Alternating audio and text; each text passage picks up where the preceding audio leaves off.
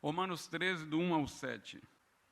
Diz assim: toda alma esteja sujeita às potestades superiores, porque não há potestade que não venha de Deus, e as potestades que há foram ordenadas por Deus. Por isso, quem resiste à potestade resiste à ordenação de Deus, e os que resistem trarão sobre si mesmos a condenação. Porque os magistrados não são terror para as boas obras, mas para as más. Queres tu, pois, não temer a potestade? Faze o bem e terás louvor dela, porque ela é ministro de Deus para teu bem. Mas se fizeres o mal, teme, pois não traz debalde a espada, porque é ministro de Deus, e vingador para castigar o que faz o mal.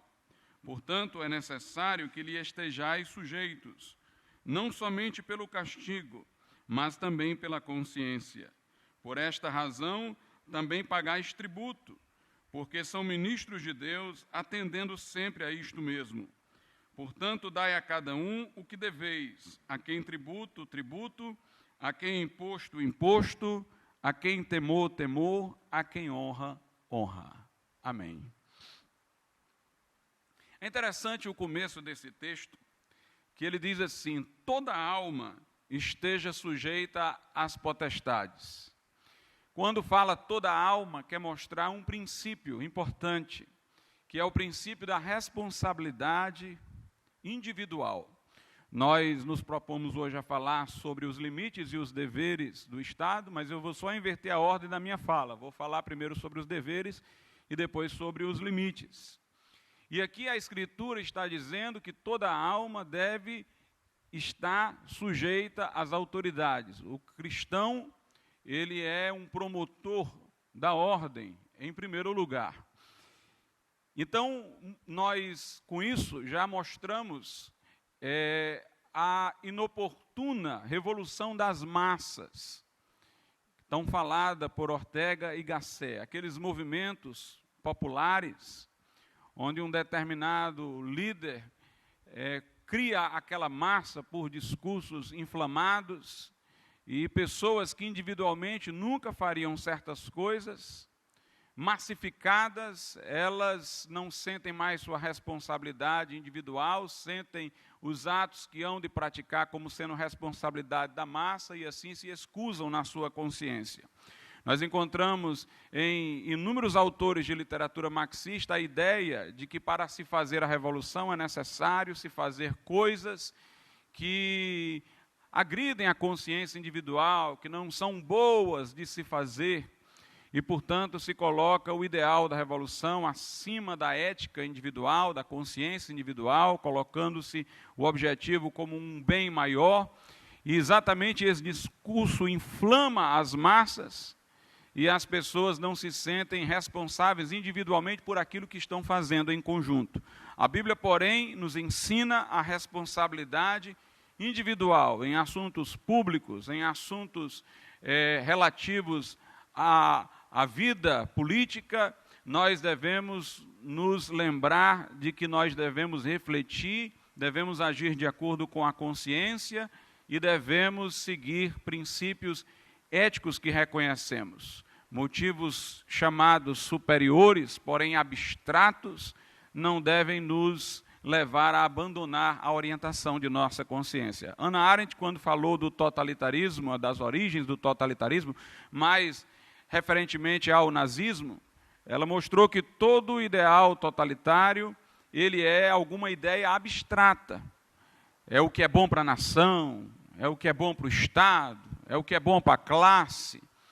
E o homem individual, concreto, aquele que realmente existe, fica desfigurado em função desses valores mais abstratos. Então, aqui se estabelece um princípio de responsabilidade individual. Embora ele esteja falando sobre a necessidade de nossa submissão, se nós formos aqui extrair o princípio subjacente, ele vale para muitas outras coisas. É que nessa questão nós devemos considerar cada alma, cada pessoa. Nós devemos, cada um de nós, agir de maneira consoante com a nossa consciência. Então diz aqui também, que toda autoridade foi constituída por Deus. É interessante que não está o texto falando de quem exerce a autoridade, mas da autoridade em si. É claro que, pela providência de Deus, quem chegou ao poder, a qualquer cargo no governo, o fez, no mínimo, por uma permissão divina, porque nós sabemos que a providência de Deus, até o mal põe sob certos limites. Mas o texto aqui não está falando da pessoa individual, não está falando nem sequer sobre o regime político adotado, que todo regime é constituído por Deus. Ele está falando da autoridade. A autoridade aqui é um princípio de ordem. Por isso que ele diz, toda ordenação, tem uma tradução que diz, toda ordenação vem de Deus. A ideia de ordem é uma ideia que veio da mente divina. Foi Deus que, por exemplo, escalonou os anjos dentro de uma hierarquia. Foi Deus que colocou o homem como coroa da criação. Foi o homem que estabeleceu dentro do lar que o homem seria o cabeça do lar, que os filhos deveriam submeter ao pai. Então Deus é o autor da ideia de ordem. E essa ideia é tão forte que até mesmo Satanás, mesmo caído, ainda a conserva, porque ela lhe é interessante estrategicamente. Daí a Bíblia diz que nossa luta não é contra carne nem sangue, mas contra principados e potestades. Ele divide o mundo em zonas, Satanás, para que possa influir sobre ele através de seus demônios. A Bíblia diz que uma casa dividida não subsistirá, e Jesus falou isso com respeito a Satanás. Então essa ideia de ordem é uma ideia divina. Por isso que o arcanjo Miguel, quando disputou com Satanás pelo corpo de Moisés, ele disse, o Senhor te repreenda. Por quê? Porque numa situação anterior, antes da queda, de duas uma, ou o próprio Miguel era submisso ao diabo, ou eram da mesma hierarquia. E mesmo sabedor de que Satanás havia caído, ele apelou para uma autoridade que era superior a ambos, a de Deus, para que repreendesse Satanás. Então, por amor a essa ideia de ordem, a esse princípio de autoridade, é que nós nos submetemos ao governo, às potestades, àqueles que estão no poder. É mais ou menos assim. Eu devo amar o meu próximo porque ele é a imagem e semelhança de Deus. É verdade que o homem caído turvou essa imagem e semelhança de Deus. Talvez este homem caído possa estar até possesso de um demônio, mas eu ainda assim devo amá-lo. Talvez ele possa estar fazendo as coisas mais degradantes do mundo, que corrompem essa imagem de Deus que está nele. Mas ainda assim eu devo amá-lo, porque independentemente do que ele faça, do que ele é concretamente, originariamente, ele foi criado à imagem e semelhança de Deus, através do cabeça federal da raça humana, que é Adão. Então, a lembrança da origem nos dá motivo para continuar tratando o homem com dignidade. De semelhante modo, o princípio da ordem veio de Deus, ainda que corrompido por ordens injustas, que às vezes têm elementos com os quais nós não concordamos. Pela origem da ordem, nós nos submetemos à autoridade. O Estado também, em certo sentido, é constituído por Deus, porque Deus constituiu a nossa natureza. E nossa natureza é social e requer organização de um conjunto coletivo. Por outro lado, o Estado é espada. O Estado existe por causa da queda. Não houvesse a queda, ao menos essa forma de organização social não existiria. Então, o Estado decorre desses dois aspectos da nossa natureza. Do aspecto social, que lhe é originário. Deus mesmo disse, não é bom que o homem esteja só, far-lhe-ei uma ajudadora que lhe seja idônea. E pelo aspecto moral, pelo fato de o homem estar corrompido e caído. Santo Agostinho dizia que existiam dois direitos naturais, ou lei natural. A lei natural conforme Deus a estabelecera para o homem antes da queda, e a lei natural estabelecida ao homem depois da queda. Então nós diríamos que o Estado, ele pertence à lei natural aqui no sentido de lei ética, que Deus estabeleceu para o homem depois da queda. Ou seja, uma vez que o homem é um ser caído, ele merece vigilância, porque sabemos que ele tem um impulso transgressor. Então, a lei natural nos mostra ser uma coisa justa e devida, que haja um instrumento para punir, para restringir o mal. Por outro lado, no sentido mais amplo, a autoridade vem de Deus, porque ela tem a ver com a graça restringente, aquela graça divina pela qual ele restringe o mal sobre a face da terra. Aqui nos versículos de números 3 e 4, a Bíblia liga o papel do Estado ao papel da justiça. Diz assim: porque os magistrados não são terror para as boas obras, mas para as más. Queres tu, pois, não temer a potestade, faze o bem, e terás louvor dela, porque ela é ministro de Deus para teu bem. Mas se fizeres o mal, teme, pois não traz debalde a espada, porque é ministro de Deus e vingador para castigar o que faz o mal. Então, o Estado, ele tem a incumbência de punir os maus, e ele é para o louvor dos bons. Aqui nós temos duas justiças. A justiça retributiva, ou seja, aquele que faz o mal é punido, ele recebe um mal, né? Aquele que ultrapassa a sua esfera de liberdade e prejudica a liberdade do outro, tem como contrapeso uma contração da sua própria liberdade, por exemplo, ao ser preso. Então, primeiro nós temos aqui a justiça retributiva, mas nós temos também uma justiça distributiva. É no sentido de que aos bons se deve dar o louvor. O Estado não apenas vai punir, conforme o texto diz, ele é também para o louvor daqueles que fazem o bem.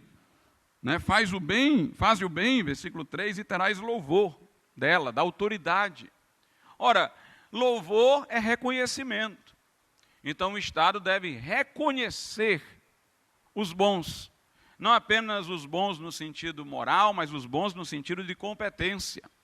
Essa ideia esteve presente, por exemplo, em Aristóteles, a ideia de uma justiça distributiva, recompensa aos que fazem o bem, cargos e funções aos que se mostram talentosos e competentes. Então, ambas as justiças estão no cerne da missão do Estado. O Estado é, portanto, teleológico. O que é que quer dizer isso? Teleológico. Telos em grego é uma palavra que quer dizer fim, finalidade. O Estado é teleológico porque ele tem uma função, ele tem uma finalidade.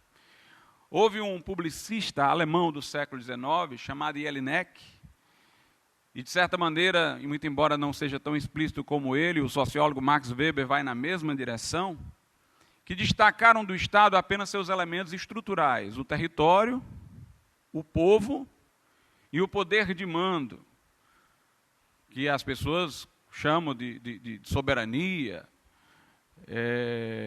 poder de governo. Então, existem esses três elementos. Um elemento geográfico, que é o território. Poderíamos imaginar uma nação que não fosse Estado, como Israel, por muito tempo. Uma nação sem território não constituiu-se em Estado. Mas deve haver um território, deve haver um povo, e quando falamos em povo é mais do que população. População é o conjunto de pessoas que estão transitando num território. Um povo é uma parte da população que tem um vínculo jurídico-político com aquele Estado. E o poder de mando, é o poder que tem um Estado de efetivar suas decisões dentro daquele território, sobre os seus súditos, sobre o povo, sem interferência estrangeira que lhe faça concorrência, ao menos naquele âmbito. Porém, Alexandre Gropali, outro teórico de uma orientação mais tomista, ele salientou que o Estado não tem apenas esses três elementos estruturais, ele tem um elemento teleológico, finalístico. Ele existe o Estado para o bem comum. Essa expressão, o Hermann Dorr diz que é uma expressão na qual cabe tudo, mas ele próprio a utiliza. Esse bem comum poderia envolver, com certeza, por exemplo, a justiça distributiva e a justiça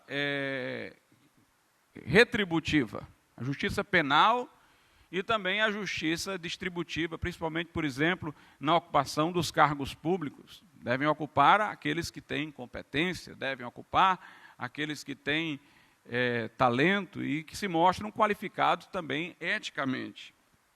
É interessante que o conceito de justiça dos romanos está endossado pelo apóstolo Paulo, que pertence exatamente à lei moral inscrita no coração do homem. O piano definia justiça como dar a cada um o que é seu. Então, ao bandido sua respectiva pena, mas aos talentosos e eticamente virtuosos, lhes dar a oportunidade de terem ocupações no Estado que possam, de certa maneira, promover o bem comum. Aqui, no versículo de número 7, ele começa dizendo: portanto, dai a cada um o que deveis. É a fórmula do jurista romano, o piano, de dar a cada um o que é seu, que o apóstolo Paulo está endossando exatamente numa carta dirigida ao povo romano, que bem conhecia essa definição de justiça. Vamos ler o que a Bíblia diz também, lá na primeira epístola de Pedro, capítulo de número 2.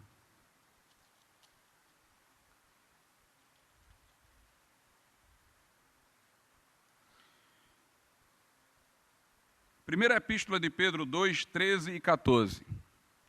Diz assim: sujeitai-vos, pois, a toda ordenação humana por amor do Senhor, quer ao rei como superior, quer aos governadores como por ele enviados, para castigo dos malfeitores e para o louvor dos que fazem o bem. Novamente no versículo 14, a justiça retributiva, para castigo dos malfeitores, e a justiça distributiva e louvor dos que fazem o bem, reconhecimento dos que são virtuosos. No versículo de número 13, nós temos uma coisa interessante. Ele chama o estado de ordenação humana. Aparentemente estaria em contradição com Paulo, que disse que era uma ordenação de Deus. Mas aqui são os dois aspectos da mesma realidade. Quando Paulo fala, ele fala de uma maneira principiológica, como disse eu, ele está falando da ideia de ordem, do princípio da autoridade. Pedro aqui já está falando da forma como o Estado se organizou de maneira concreta e prática em determinada localidade. Eu não posso dizer exatamente que aquilo ali é a forma desejada por Deus, que é a forma que Jesus vai adotar no milênio para governar para quem for pré-milenista, né? Eu não posso asseverar que exatamente aquilo ali é a forma de resolver o problema do bem comum. Nesse sentido, a ordenação é humana. Mas eu me submeto a essa ordenação humana por amor ao Senhor, que é o autor do princípio da ordem, né? É o que Pedro está tentando dizer aqui também no texto. Na primeira carta de Paulo a Timóteo, capítulo de número 2,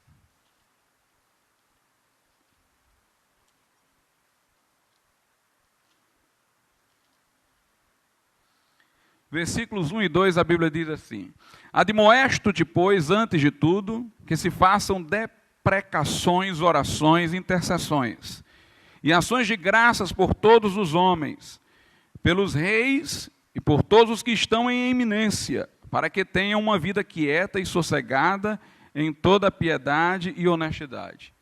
Então, o Estado deve prover liberdade e segurança.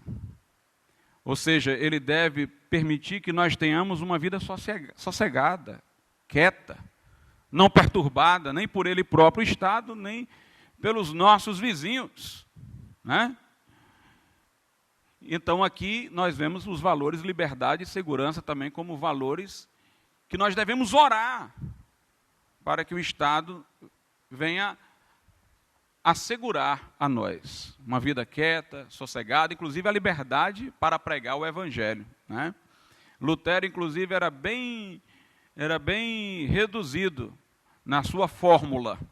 Eu, inclusive, coloquei isso no meu livro, Teologia e Espiritualidade Protestantismo, espero que alguém não tenha entendido mal. Mas Lutero dizia o seguinte: nós só queremos do Estado uma coisa, liberdade para pregar o Evangelho. Aí alguém diz: é só isso que o reformador queria do Estado? Mas o que ele dizia é o seguinte: quando nós pregarmos o Evangelho faz o resto que o Estado precisa. Ou seja, que o Estado nos dê liberdade de pregar, e a pregação do Evangelho vai dizer o resto, né? Então, aqui nós queremos essa vida sossegada e tal, não para a gente ficar na cama dormindo, deitado na rede, como um cearense gosta, mas para a gente poder pregar o Evangelho e agir transformadoramente, ser sal da terra, luz do mundo, influenciar as mentalidades e os corações com as verdades do Evangelho. Uma outra coisa também valiosa a se dizer ainda sobre a questão das funções do Estado é a seguinte. Muito embora a Bíblia não seja explícita em relação, por exemplo, à separação de poderes do Estado, como dizia Hermann Doerwer, de sabedoria política, o princípio da moderação. Aliás, o próprio Calvino, nas suas Institutas, elogiou os governos mistos, aqueles que têm componentes ao mesmo tempo monárquicos, aristocráticos e democráticos, que têm órgãos que se contrabalanceiam. Ele até aludiu a Esparta. Aliás, o próprio Aristóteles também defendia um governo misto e deu a Esparta como modelo e exemplo. Por que é que para nós é interessante um governo desconcentrado? A chamada separação de poderes. Porque nós reconhecemos que o homem tem natureza pecaminosa. E aí Montesquieu disse uma coisa verdadeira. O poder corrompe o homem. Não no sentido de que o poder em si seja o corruptor, mas no sentido de que o homem seja corruptível. E exposto ao poder, ele enlouquece. E aí Montesquieu acrescentou, e Lord Acton também disse, e o poder absoluto corrompe o homem absolutamente. Então, nós precisamos de um sistema de freios e contrapesos, de autofiscalização. Inclusive, Calvino dizia, nas Institutas, que isso permitiria que existissem magistrados superiores e inferiores. De tal maneira que, se os magistrados superiores falhassem, os inferiores poderiam exercer o direito de resistência. Calvino falou isso de maneira muito sutil, sem muito desenvolvimento. Teodoro de Bessa foi muito mais além do que ele, e os huguenotes franceses foram mais além ainda. Porque a ideia do direito de resistência, em Calvino, foi apenas uma suposição. Em Teodoro de Bessa se tornou uma coisa mais concreta, ou seja, o magistrado superior está querendo, por exemplo, abolir a liberdade de pregar o Evangelho, está sendo uma ameaça, então os magistrados inferiores se rebelam contra ele. E os huguenotes disseram o seguinte, bem, e se os magistrados inferiores não fizerem nada, aí o povo faz. Então, ainda foi um direito de resistência muito mais amplo. Eles aceitavam até a subtração das instâncias, mas queriam que chegasse até o povo. Por certo, Calvino não defenderia isso, né? Porque, inclusive, escreveu várias vezes aos calvinistas ingleses, em tempos em que eles, os mais reformistas, não eram benquistos, para que não alimentassem revolta nem movimentos anárquicos. Mas a ideia é de que haja controle, né? Controle de um poder pelo outro. Interessante que essa história dos três poderes, executivo, legislativo e judiciário, a Bíblia defende a existência dessas três funções típicas. Por exemplo, em Isaías 33, 22, diz assim, e eu quero dizer que os norte-americanos, eles se baseavam para efeito de defender a separação de poderes, muito menos em Montesquieu, quando vieram fundar a nação americana, e muito mais na Bíblia, nesse texto que eu vou ler agora. Isaías 33 e 22. Porque o Senhor é o nosso juiz, é uma função típica. O Senhor é o nosso legislador, e o Senhor é o nosso rei, ele nos salvará. Então fala, ele é o juiz, ele é o legislador, e ele é o rei.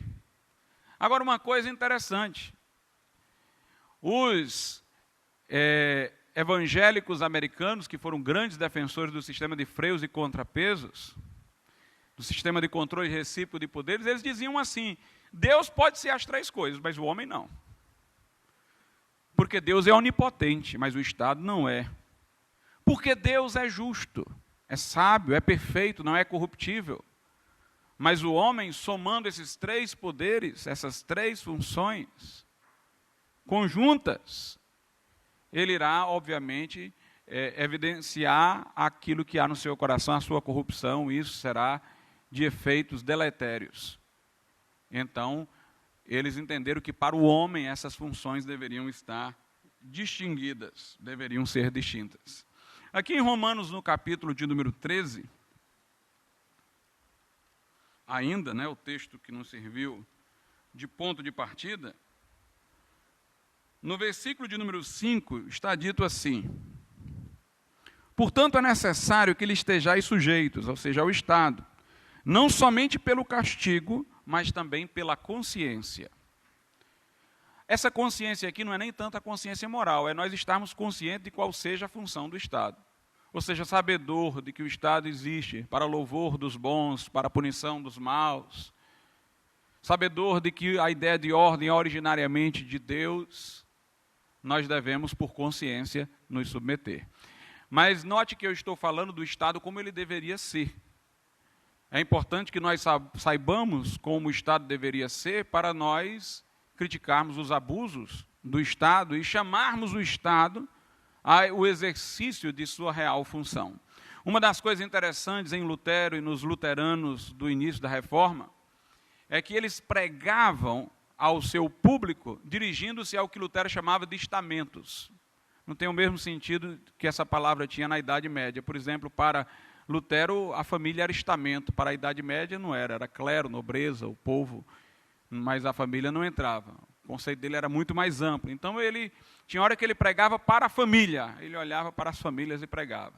Tinha uma hora que ele pregava para os príncipes, aí se dirigia aos príncipes, procurando conscientizar cada estamento, como ele chamava, de seus deveres. Então, a pregação num templo luterano, naquela época da Reforma, era uma pregação que se dirigia às pessoas na situação em que estavam colocadas, chamando cada uma ao cumprimento dos seus deveres. Tempo bom, né, irmãos? Tempo em que os pastores eram ouvidos, em que a palavra de Deus era parâmetro, e nós precisamos exercer essa voz profética novamente. Reconheçam elas ou não. Como Deus disse a Ezequiel, prega, quer ouçam, quer deixe de ouvir. Nos cabe fazer o que eles fizeram, independente de nós termos a audiência atenta que eles tinham. Nós temos que confiar no poder da palavra de Deus para agir para além de nós. Ela é viva e eficaz, mais penetrante que espada aguda de 2 gumes, vai até a divisão da alma e do espírito. Uma vez indagaram a Lutero como ele tinha feito para transtornar o mundo. Ele disse: nada, eu nunca saí daqui da minha terra, sempre vivi aqui por Wittenberg, ia para lá, para colar, mas sempre aqui próximo. Foi a palavra de Deus que correu toda a Europa e sacudiu o mundo. E nós temos que ter esta mesma fé no poder eficaz da palavra de Deus para sacudir estruturas e mudar o mundo, porque o nosso Deus ainda é o mesmo. É preciso que nós sejamos como aqueles homens do passado foram. Onde é que está o Deus de Elias, pastor? Onde estiverem os Elias de Deus. Então, a consciência é uma verdade que nós devemos ter consciência de qual seja a missão do Estado, da origem da ideia de autoridade. Isso nos deve motivar a submissão. Vamos agora aos limites do Estado. Falei sobre suas funções, sobre seus deveres. Vamos agora falar sobre os seus limites. Abramos as nossas Bíblias em Marcos, no capítulo de número 12.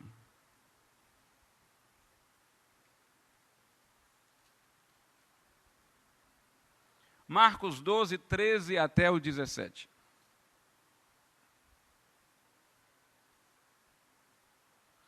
E enviaram-lhe alguns dos fariseus e dos herodianos, para que o apanhassem em alguma palavra. E chegando eles, disseram-lhe: Mestre, sabemos que és homem de verdade, e de ninguém se te dá, porque não olhas a aparência dos homens. Antes, com verdade, ensinas o caminho de Deus. É lícito dar o tributo a César ou não? Daremos ou não daremos? Então ele, conhecendo a sua hipocrisia, disse-lhes: Por que me tentais? Trazei-me uma moeda para que a veja. E eles lhe a trouxeram. E disse-lhes: De quem é esta imagem e inscrição? E eles lhes disseram: De César. E Jesus respondendo, disse-lhes: Dai, pois, a César o que é de César, e a Deus o que é de Deus. César pode até ter o nosso ter, mas nunca deve ter o nosso ser. que ele tem o nosso tributo. Mas nós somos de Deus. Dai a César o que é de César e a Deus o que é de Deus.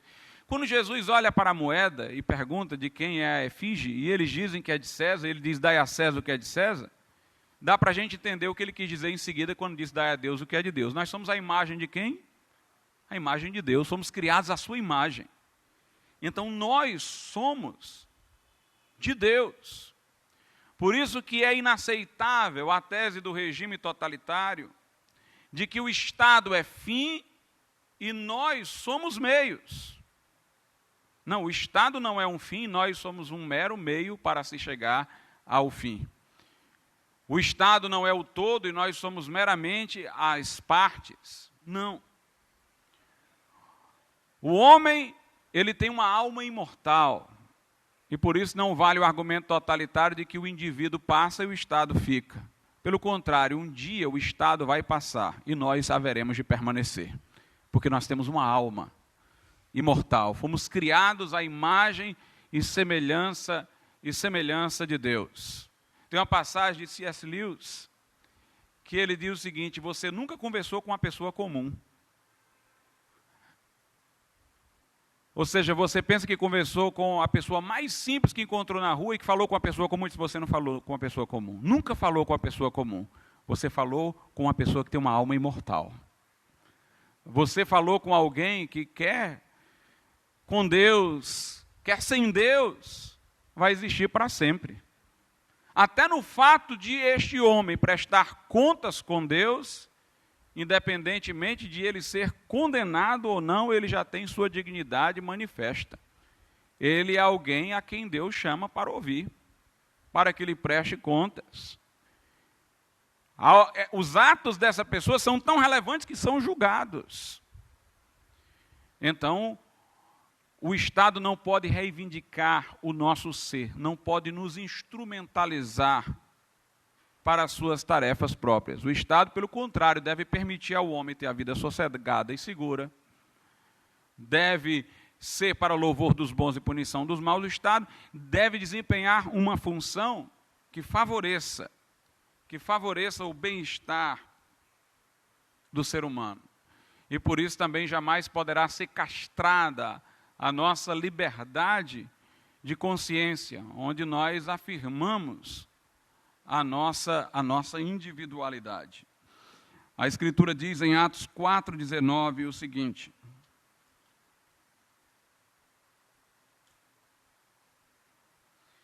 quando tentaram proibir os apóstolos de pregar o Evangelho. Atos 4,19. Respondendo, porém, Pedro e João lhes disseram: julgai vós, se é justo diante de Deus ouvir-vos antes a vós do que a Deus. Lá em Atos 5, 29, diz assim: porém, respondendo Pedro e os apóstolos, disseram: mais importa obedecer a Deus que aos homens.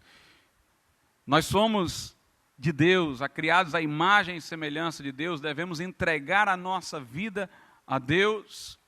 E quando o que o Estado nos impõe entra em conflito com o que nossa consciência requer no nosso relacionamento com Deus, o nosso relacionamento com Deus está acima do Estado. No versículo de número 13 de Romanos também 13, texto em que nós estávamos, está dito assim: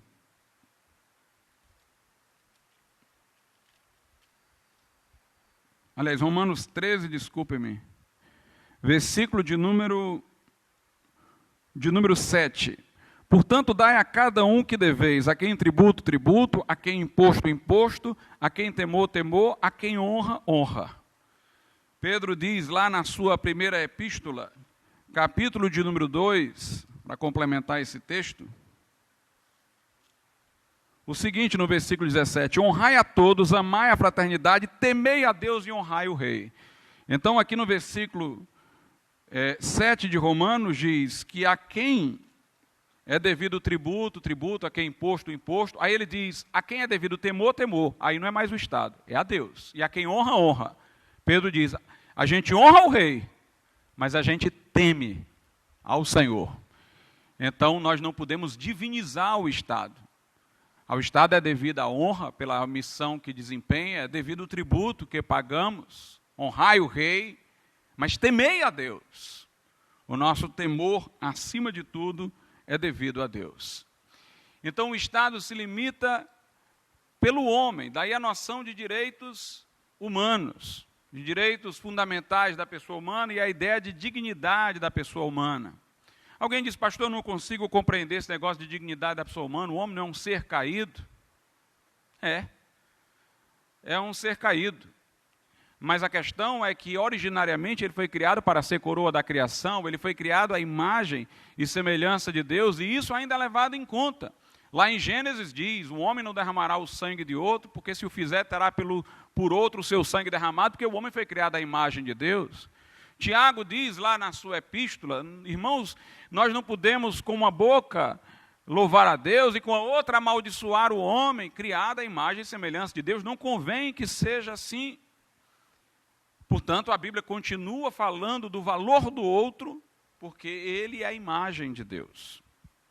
Porque ele é a imagem de Deus, foi criado à imagem de Deus. A nossa dignidade decorre da nossa origem. O homem mesmo caído, ele tem essa dignidade. O homem vale mais do que os seus atos, nesse sentido, de sua origem. Por isso que tem uma passagem das Crônicas de Nárnia, que perguntam, o que é um homem? Eu não me lembro muito bem, mas Aslan diz assim, um homem é alguém que tem tantas razões para se sentir-se engrandecido. Aí ele diz mais ou menos assim, que um mendigo teria razões de andar com a cabeça erguida.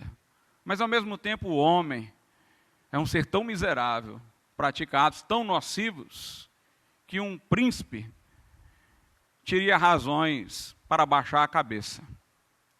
O homem é essa contraposição, é esse paradoxo.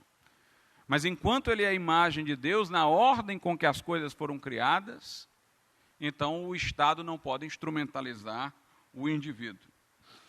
É interessante que essa ideia de dignidade da pessoa humana, ela está presente em alguns filósofos racionalistas e até judeus. Em Kant, por exemplo, em Martin Buber. Mas ambos os autores que eu mencionei, eles dão uma definição do princípio, mas não dão um fundamento.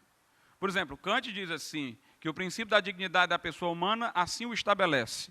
Age de uma tal maneira que a humanidade em ti e no outro seja sempre um fim e nunca um meio.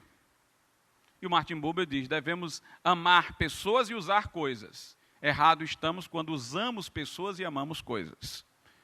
Ambos estão dizendo verdades inquestionáveis. Mas qual é o fundamento? Ele está dizendo o princípio da ação. Mas qual o fundamento? Só a fé cristã é hábil.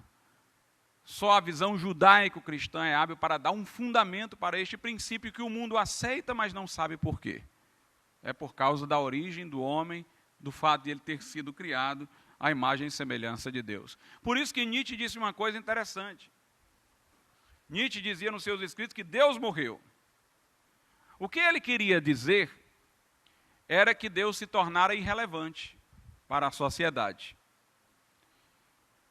Embora lá no fundo eu acho que Nietzsche gostaria que Deus mesmo estivesse morto. Porque quando eu leio Nietzsche eu não tenho a impressão de que estou lendo uma obra de um ateu. Eu tenho a impressão que eu estou lendo a obra de um homem que acredita em Deus e está com raiva dele. Que as suas agressões personalizadas não são as que um ateu normalmente faz, não. É a de alguém que está completamente transtornado por Deus existir. Igual a Sartre. Sartre diz, Deus me livre de que Deus existe. Na verdade, ele sabia e não queria admitir. Imagine alguém que está me olhando a todo instante, onisciente, onipresente, que vê todos os meus atos, está prescrutando todas as minhas ações. Ele, se eu entro num ambiente fechado, por exemplo, um elevador, já fica todo mundo sem querer olhar um para a cara do outro, porque a gente se sente vigiado um pelo outro. Imagine Deus olhando para a gente toda hora. Bem, para o incrédulo, realmente, imaginar um Deus que o vê toda hora deve ser extremamente terrível. Mas para um crente não, né? Quer dizer que eu tenho um protetor para onde quer que vá, ainda que eu ande no vale da sombra da morte, não temerei mal algum, porque tu estás comigo, tua vara e teu cajado me consolam. Mas Nietzsche dizia o seguinte: se Deus morreu, é só uma questão de tempo e o homem morre também. O que ele queria dizer é o seguinte: se Deus está morto, esse conceito de homem, do qual vem a ideia de dignidade da pessoa humana, do qual vem a ideia de igualdade, de liberdade, esse conceito de homem vai desaparecer também, porque esse conceito de homem está inteiramente dependente do conceito de Deus. Quer dizer, o cara era inimigo do cristianismo, mas ele sabia aonde é que iria bater as consequências da irrelevância de Deus para a atual geração, né? A Nietzsche terminou nos reduzindo a animais. Ele disse: você vê um lobo devorando um cordeiro, você não atribui nenhuma culpa ao lobo. E por que você atribui culpa quando você vê um homem mais forte esmagando o outro? Uma nação mais poderosa esmagando a outra? Ele diz: quem deve dominar são os mais fortes. E a mulher então ficou subalterna, porque a mulher não tem a estrutura física, muscular, para se equiparar ao homem. Então ele disse: a paz só serve para se preparar para a guerra, e a mulher só serve para divertimento do guerreiro. É este o mundo, lógico, sem Deus. A coisa ainda não chegou nesse ponto, porque há reminiscências no inconsciente humano, daquelas ideias que o mundo ocidental captou, de quando ainda fazia depender sua cosmovisão da existência do Deus judaico-cristão. Mas quando essas reminiscências se acabarem, é nisso que nós vamos esbarrar. Então nós vimos aí a ideia do homem como um limite. Hermann Doiver falou também da soberania das esferas. Deus, quando fez o homem, constituiu logo uma instituição, a família.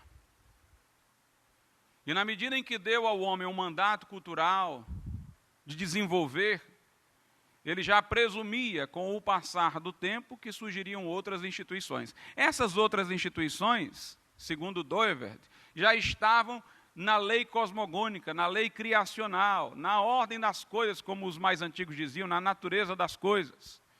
Alguém diz assim: mas pastor, por que já estaria na natureza das coisas? Deus fez cada animal segundo sua espécie.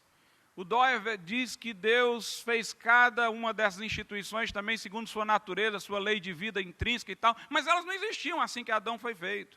É porque com o homem tudo é diferente, irmãos. Com o homem, Deus quer parceria. Tudo que o homem cria com respeito ao homem, ele quer fazer do homem um co-criador. Por isso que, diferentemente dos animais que foram feitos do nada, o homem foi feito do pó da terra, que o homem tem que trazer alguma coisa. Quando ele ainda não existia, ele trouxe pó. Se você prestar atenção, o homem foi co-criador da mulher. Porque quando a Bíblia diz que Deus viu que não era bom o homem estar só, não é que Deus não sabia desde o começo que não era bom o homem estar só, não. É que Deus viu que o homem viu. A partir daquele momento, o homem sentiu a sua solidão.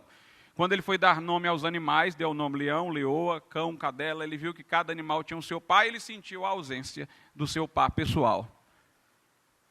Aí ele sentiu a solidão, então Deus viu a solidão dele. Quando a Bíblia diz Deus viu que não era bom o homem estar só, quer dizer que ele já estava começando a sentir insatisfação por estar só. Aí Deus tirou a costela do homem, e fez a mulher. Quer dizer, Deus criou a mulher quando o homem sentiu a falta dela, e Deus fez a mulher da costela de Adão. Então o homem é parceiro de Deus no projeto da criação. Então viria a família, viriam os setores de educação e tal, tudo de acordo com a natureza do homem, que tem vários aspectos, como diz o Doivert, e cada um desses aspectos vai se materializar institucionalmente. Então nós vamos ter a família, vamos ter as escolas, com as universidades e tal. E o Estado deve respeitar as leis intrínsecas dessas instituições, da família, da escola. Ele não deve, digamos assim, tentar domesticar, dentro de uma perspectiva totalitária, todas essas instituições, porque elas têm uma lei de vida própria. Doivert falou do princípio da economia cultural. A economia é o princípio que leva a história a evoluir de um estado indiferenciado para um diferenciado. É quando essas instituições vão surgindo, o Estado, o comércio, vão surgindo paulatinamente. É a dimensão, digamos assim, diacrônica, quer dizer, que se estende no tempo, do aspecto sincrônico da soberania das esferas. Ou seja, eu posso ver as esferas cada uma ao lado da outra, ao mesmo tempo, é sincrônico, e posso ver o evoluir histórico quando cada uma foi obtendo sua diferenciação, que aí é o princípio da economia cultural. A família é anterior ao Estado. De certa maneira, o Estado, como conhecemos hoje, ele é posterior às universidades. As universidades foram criadas na Idade Média, quando não havia o Estado como nós conhecemos hoje. A educação começou na própria família. Nós vemos a arte antes de o Estado aparecer. Quando nas primeiras genealogias mencionadas no Gênesis é dito que inventaram instrumentos musicais, ferramentas e tal. Então, essas esferas têm, como diria o Doivert, soberania em relação ao Estado. Claro que o Estado vai agir nos abusos. Um pai, por exemplo, que maltrata o seu filho abusivamente, ele desviou-se de sua finalidade e aí o Estado vai intervir. É a história que os tomistas chamam de subsidiariedade. O Estado vai atuar sempre que essas esferas... O tomismo tem uma compreensão diferente, mas esse princípio aí é aceito. O Estado vai intervir sempre que essas esferas, digamos assim, não se autocontrolarem, ou seja, entrarem para uma corrupção que façam com que elas saiam de sua própria lei. Por isso, quanto mais essas instituições são sadias, menos Estados nós temos. É a lei de Colson, Charles Colson, né, o que foi preso na época do Nixon, era advogado do Nixon, se converteu na prisão, depois se tornou um grande defensor da ideia de cosmovisão. O Colson diz que quanto mais moralidade, estabilidade nas instituições, menos Estado. Quanto mais desestabilidade, imoralidade, mais Estado. Por isso, que o pessoal que quer mais Estado é o pessoal que quer mais imoralidade.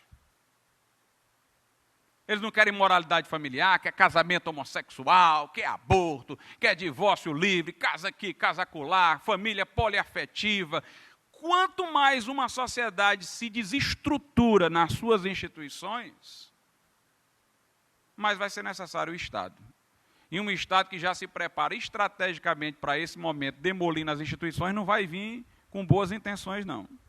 Vai vir com más intenções. Né? Por isso que é tão importante que nós lutemos pela conservação da moralidade, para que o Estado não tenha desculpa de invadir esferas que não lhe pertençam, a pretexto de colocá-las em ordem. E aqui eu também quero fazer uma afirmação importante, meus irmãos. Nós cristãos não devemos ser comunistas, claro, mas não confundamos o cristianismo com o ideal libertário também não.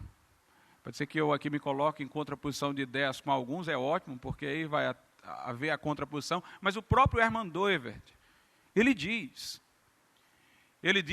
que o liberalismo tem falhas, porque a rigor, na visão liberal, essas instituições também não são valorizadas, não. O liberalismo só contempla dois polos, o Estado e o indivíduo. Então, o indivíduo tem que ser defendido diante do Estado. A obra de Spencer, o Estado contra o indivíduo. Inclusive, quando começaram a surgir os sindicatos, associações profissionais, vinha a paulada da polícia, porque a ideia do liberalismo era de que não deveriam existir sociedades parciais entre o Estado e o indivíduo, pelo menos em uma determinada fase do liberalismo. Na época do capitalismo selvagem, da Revolução Industrial, as mulheres, por serem mão de obra mais barata, a ideia era produzir mais, ter mais lucro, eram levadas para trabalhar nas fábricas e tiradas de suas famílias para educar seus filhos. Então, nós também temos extravagâncias do outro lado, de um lado e de outro. Então, nós temos que afirmar o valor dessas instituições. O Estado não se limita só pelos direitos individuais, não. O único polo de limite ao Estado não é só o indivíduo, não. Também são essas instituições que estão na lei criacional. E aqui eu vou dizer uma coisa a mais. Hoje em dia, muitos desses que são fervorosamente libertários, por uma necessidade de aliança para derrotar as visões marxistas mais estatalistas que estão aparecendo por aí, eles vêm, não são evangélicos, e defendem a família. Mas se você for ver, eles defendem a família sempre que o governo toma alguma medida contrariamente a ela. Aí eles vão lá, fazem uma defesa da família incidental, mas olha o seu discurso cotidiano, eles não falam nada sobre a família. Não interessa para eles a família, não. Eles falam para poder, os cristãos que também objetam essa violação da família, naquela hora se aliarem, mas não faz parte do seu discurso, é só o aspecto individual. Se você examinar bem, você vai ver o seguinte, nos países comunistas, são os libertários que defendem casamento homossexual. Que defendem só um aspecto da liberdade, que falam só no discurso da liberdade, que não enfatizam a família, não enfatizam, é só a liberdade para o livre empreendimento, para a livre iniciativa. Ou seja, o mercado é importante, o livre empreendedorismo é importante, o livre comércio é importante, mas o mercado, tanto quanto o Estado, tem seus limites nessas instituições. Ele não pode transbordar para dentro dessas instituições. Tem uma forma marxista de destruir a família, que é a visão de Gramsci, vamos demolir as instituições, porque são patriarcais, são opressoras, e tem também um discurso dos libertários, de alguns libertários, claro, tem variação dentro deles, para destruir a família. É aquela que reduz o conceito de felicidade a uma ideia de consumo. Ou seja, a história do direito à felicidade. Esse direito à felicidade, eu não posso dizer que é marxista, porque ele é um direito à felicidade individualista. Eu tenho o direito de ser feliz, eu tenho o direito de ser feliz do meu jeito, da minha forma, é liberdade. Aí, em nome do meu direito à felicidade, eu posso casar com quem quiser, a chamada família hedonista, um homem pode casar com um homem, uma mulher pode casar com mulher. Lá nos países que são herdeiros do marxismo, ou que ainda estão sob a égide do marxismo, o governo é conservador com respeito à família ainda. Também sem nenhuma razão de ser ligada ao marxismo que eles adotam, ou do qual se recordam por reminiscência.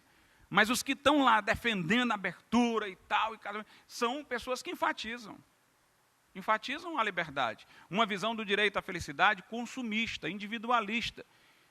Por exemplo, há muitos libertários que defendem o direito à legalização das drogas. É cada um que escolhe. Você é livre para se matar, se quiser, o direito ao suicídio assistido. Você não quer mais viver, você deveria ter direito de ir no médico e pedir o médico para lhe dar uma injeção letal. Quer dizer, é uma visão da liberdade sem limites. Aqui eu quero dizer uma coisa para ajudar a moderar. Hoje se fala, aliás, se falou, hoje em dia as coisas estão corroendo, se esqueceu disso, mas falava no passado, e esse discurso é muito condizente com uma visão cristã, que os direitos humanos fundamentais, eles têm duas dimensões. Uma dimensão subjetiva e uma dimensão objetiva.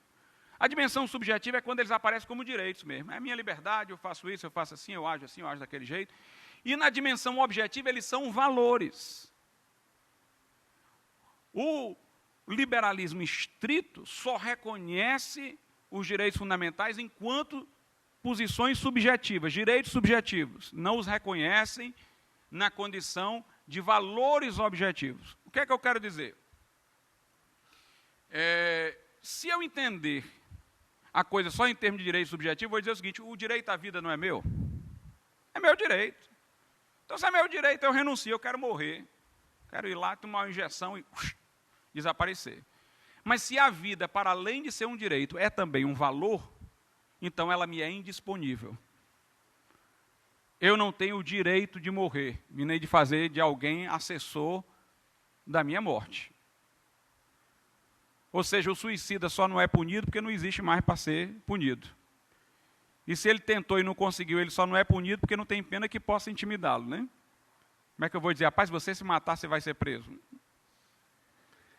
Ou seja, por uma razão de política penal, ele não é punido, mas ele, teoricamente, praticou um ato criminoso. Se alguém o assessorar, instigar, auxiliar, deve ser punido. A ideia de quem defende o suicídio assistido é que esse que auxilia e instiga deve ser alguém que está apenas ajudando o cara a exercer um direito. Mas se a vida é um valor objetivo, então ela não está disponível. É como a questão de legalização das drogas. Se eu enxergar só em termos de direito subjetivo, eu tenho o direito de me drogar, de acabar comigo, mas se eu ver em termos de valor objetivo, a liberdade não é só um direito meu, é um valor a ser defendido, então eu devo me opor à legalização das drogas, porque a pessoa exercita a liberdade para perder a liberdade. Ela tem o direito de entrar, é livre para se drogar, mas não é livre para sair, porque ficou viciada. Então, se eu entender o direito e como valor, enquanto valor, ele vai limitar o direito. Mas se eu entender só em termos de direito, pronto, aí eu vou entrar nesse discurso de que tudo é liberdade e tal, e aí não existe mais limites. Então, nós temos esses valores que limitam, que é o que eu chamo de lei natural. Daqui a pouco eu vou falar sobre isso. Então, a soberania das esferas limitam, né, o Estado, além do valor do indivíduo, e também a lei natural. A lei natural é a lei moral, inscrita no nosso coração, que se traduz nesses valores que o Estado, por eles, se limita. Nós encontramos em Romanos, capítulo de número 2, alusão a isso. Romanos 2, a partir do 14, porque quando os gentios, que não têm lei, fazem naturalmente as coisas que são da lei, não tendo eles lei, para si mesmos são lei, os quais mostram a obra da lei escrita em seus corações, testificando juntamente a sua consciência e os seus pensamentos, quer acusando-os, quer defendendo-os. Então nós temos uma lei moral que o Estado também deve respeitar. Interessante que na Idade Média era consenso, mesmo na época do absolutismo monárquico era consenso. O monarca é o governante absoluto frente à sociedade, que não pode exigir nada dele. Mas ele não é monarca absoluto frente a Deus, com quem ele vai prestar contas. Ele é limitado pela lei natural. A diferença é que naquele tempo, essa lei natural estabelecia ao monarca deveres, mas não dava à sociedade direitos correlatos. Ninguém podia exigir do monarca que ele cumprisse seus deveres. Mas o monarca tinha tanto medo que geralmente ele tinha um assessor, como no caso de Henrique VIII, que era o chanceler lá, o Thomas More. Esse assessor aí era para confortar a consciência dele. Não faça isso, que Deus não vai lhe punir, não. Porque o monarca tinha medo, ainda era uma cosmovisão, de certa maneira, muito influenciada pelo cristianismo. Então, ele tinha medo, o monarca, né, de ser um agressor, de prestar contas com Deus. Então, era um ponto pacífico que o Estado deveria se limitar por essa lei natural. Bem, eu vou agora correr para extrapolar aqui os meus 5 minutos e terminar. Eu falei aqui de coisas que estão na Bíblia, né?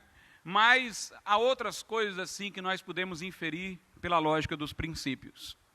A democracia, que tanto as pessoas prezam, será que ela poderia ter aparecido dentro de uma lógica muçulmana? Claro que não, tinha que ser dentro de uma lógica cristã.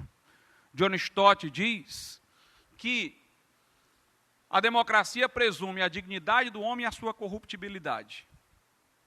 Ou seja, pelo fato de nós sermos criados com essa dignidade de seres à imagem e semelhança de Deus, não é de acordo com essa dignidade que nos impõe um poder que nós não consentimos. Por outro lado, isso nos dá direito de participação. Por outro lado, a nossa corrupção e queda faz com que ninguém deva governar sozinho e deva haver a vigilância. O paradoxo da natureza humana é onde melhor a democracia se fundamenta. Paradoxo esse definido pela própria Escritura. O federalismo, invenção norte-americana, foi baseado na Bíblia.